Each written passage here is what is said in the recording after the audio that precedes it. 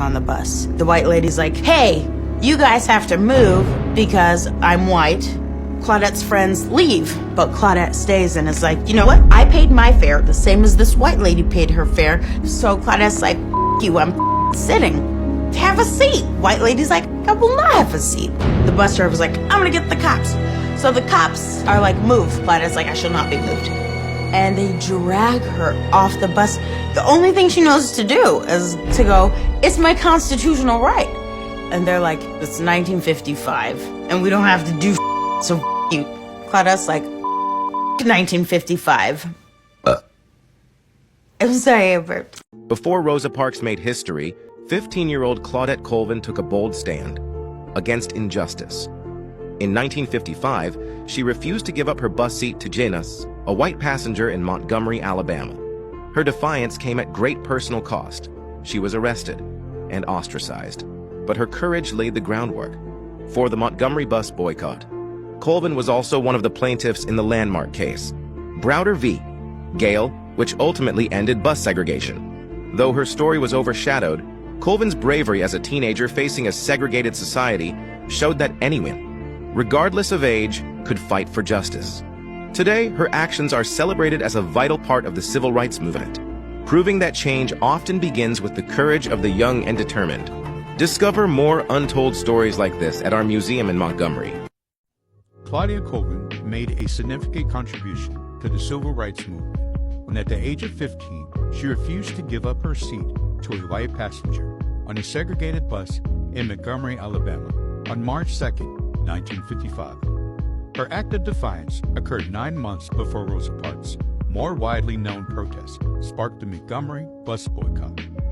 Colvin was a student in Booker T. Washington High School in Montgomery when she made her stand against racial segregation. Inspired by her studies in Black history, she felt compelled to resist the unjust laws of Jim Crow. On that fateful day, Colvin was arrested and charged with violating the segregation laws as well as with assaulting a police officer. Her bravery drew the attention of the local civil rights leaders, including members of the National Association for the Advancement of Colored People, NAACP. Although Colvin's act of resistance did not spark the widespread protests that Parks' later action did, she played a crucial role in the civil rights movement as one of the 4 plaintiffs in Browder v. Gale. This landmark court case ultimately led the U.S. Supreme Court to order the desegregation of buses in Montgomery and throughout Alabama in 1956. Despite her significant contribution to the civil rights movement, Colvin did not gain the same recognition as Rosa Parks. She faced difficulties in her community due to her arrest and the publicity surrounding the case. Colvin moved to New York City, where she led a private life, working various jobs and continuing her education. In recent years, Claudette Colvin's contributions have received greater acknowledgement. Her story is now taught as an important part of civil rights history, highlighting her courage in the role of youth in the movement. Her early stance against racial segregation helped lay the groundwork for Montgomery bus boycott and the broader civil rights movement. Throughout her life, Colvin has remained an advocate for civil rights, often speaking about her experience and the importance of standing up against injustice. Her story has inspired a new generation of activists to fight for equality and justice. Although her contributions were overlooked for decades, Colvin has begun to receive the recognition she deserves. She has been honored with various awards and has had her story featured in books, documentaries, and articles, bringing her pivotal role in civil rights history to light. Claudette Colvin's act of defiance at just 15 years of age underscores the impact that individuals, regardless of their age, can have on societal change. Her courage in the legal battle she was a part of significantly contributed to the dismantling of segregation laws in the United States, making her as a crucial figure in the African American history. What about Claudette Colvin? Claudette Colvin said F you to segregation, gave up her seat, and got arrested 9 months before our girl Rosa did. She felt that Sojourner Truth and Harriet Tubman were keeping her in her seat. I also imagined them doing this to the white lady and bus driver who told her to move. Yeah. So why haven't you heard of her? Claudette was just a teenager at the time, and she wasn't seen as responsible enough for the NAACP to popularize her case. Claudette was also darker skinned. Oh my gosh, y'all look, it's colorism. Hey girl, you creating a divide in the black community again? Yeah girl, you know the usual. Well girl, let me tell you something. First of all, you're nothing but a trashy hoe. Second of all, you suck. After they decided not to pursue her case, Claudette also found out she was pregnant, which persuaded people more that she wasn't the right face. So Claudette did all that for nothing, huh? Can you leave? Damn, ain't nobody want you here.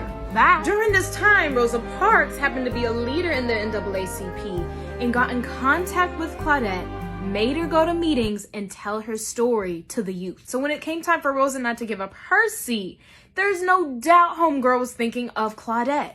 They finally expunged Claudette Colvin's arrest record from when she was 15 years old and refused to give up her seat on the bus months before Rosa Parks.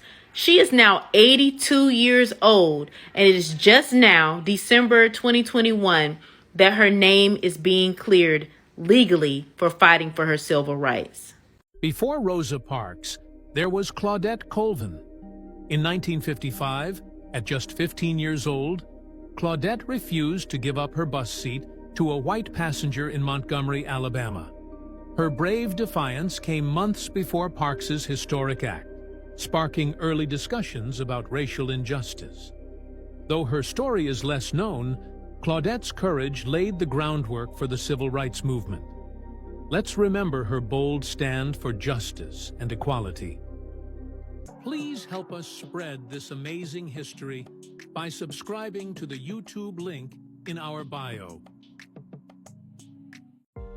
9 months before Rosa Parks made history, a 15-year-old girl named Claudette Colvin quietly took a stand that would ignite the flames of the civil rights movement.